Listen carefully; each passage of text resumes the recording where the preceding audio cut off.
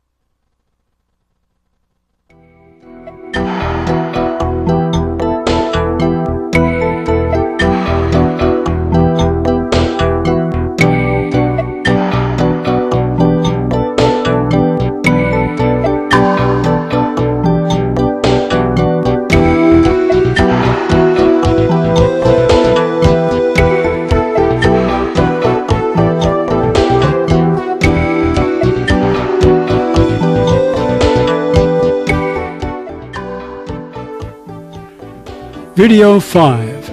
The author and his introduction to the devout life. In this video, we will follow Francis de Sales' learning experiences in the areas of Dijon, Annecy, Lyon, Marcla, Terroir, Rumilly, Brulé, and Chambéry. Chapter 9, A Writer Without Time to Catch His Breath. From 1608 to 1609, Francis was busy with his diocese. In 1608, he preached the Lenten sermons in the parish church in Rumilly, a small town about 10 miles southwest of Annecy. The pulpit from which Francis preached this Lenten series is still in this church. While in Rumilly, a letter arrived from his friend, Father Fourier, the Jesuit. He had read the letters of spiritual direction that Francis had sent to Madame de Charmoisy. She had been directed by Francis in person while at Annecy. When she and her husband moved to Chambéry, Francis continued his direction by letter, but suggested she ask Father Fourier to become her director. Fourier saw the value of these letters for the good of other people and set about convincing Francis to publish them. Francis finally agreed. He was convinced that the requests made of us by others are a good source of God's will for us, provided, of course, that we consider them with respect to our state of life and our duties and responsibilities.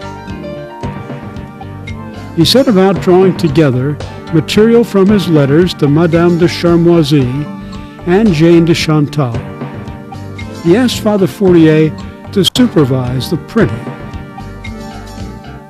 In June of 1609, Pope Paul V ordered Francis to go to the Priory of Saint-Germain at Terroir to enforce the reform that had been started by his predecessor, Bishop de Granier, by which had not yet taken effect. In fact, some of the Benedictine monks there had chased away with pistol shots their prior who attempted a reform. The priory was just off the shore of the Lake of Annecy. Inside we can see the central court area, the walkways, and the doors to the cells. Francis assembled the monks and told them to live their monastic observance or get out of the monastery within 3 days. Those who remained returned to their monastic observance. This second effort at reform took place. Today it is no longer a monastery, but a luxury hotel.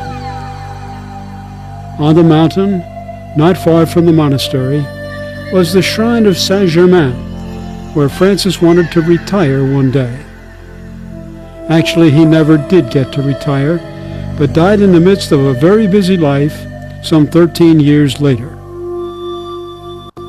In August of 1609, de Sales was asked to be the principal bishop of the ordination of the 25-year-old Jean-Pierre Camus as bishop of the then diocese of Belley. Francis traveled beyond the lake of Bourget, pictured here. The cathedral exists today, although Belley is no longer a diocese. The exterior of the cathedral from the right side.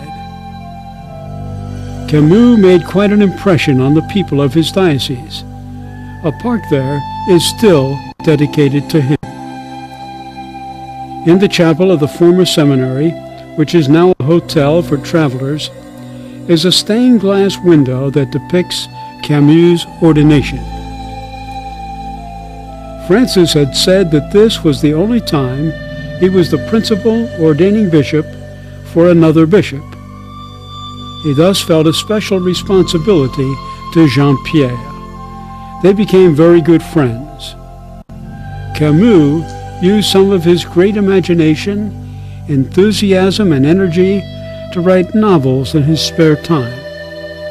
He also wrote quite a long book about Francis called The Spirit of St. Francis de Sales, which is a great source of quotes and anecdotes about our saint. One wonders how much his imagination colored his reports about Francis. Another stained glass window in Belley in the chapel of the Petit Frère shows Jean-Pierre Camus behind Francis in this gathering of Francis' friends. Seated at his side is Jane de Chantal's brother, the Archbishop of Bourges. Standing is Antoine Favre. On March 29, 1610, Jane de Chantal leaves Dijon for Annecy to begin the foundation of the monastery of the Visitation. This is a famous scene. Arrangements had already been made for her son Cels Benigna to leave shortly to live at the court of the king in Paris, but he made quite a scene of not wanting his mother to go. Marie-Aimée had just married, and Jane had been given the permission to bring her 2 youngest children, Françoise and Charlotte, with her. Jane's brother, the Archbishop, had worked out the details with her and Francis. Jane leaves weeping, her heart broken, even though she knows Cels Benigna will be taken care of. She remarks to a priest friend of the family, Father Robert, about her crying. "What do you expect? I am a mother after all." Cels Benigna married Marie de Coulanges. Their daughter would be Madame de Sévigné, a famous French author who criticized the moral laxity of France in her day.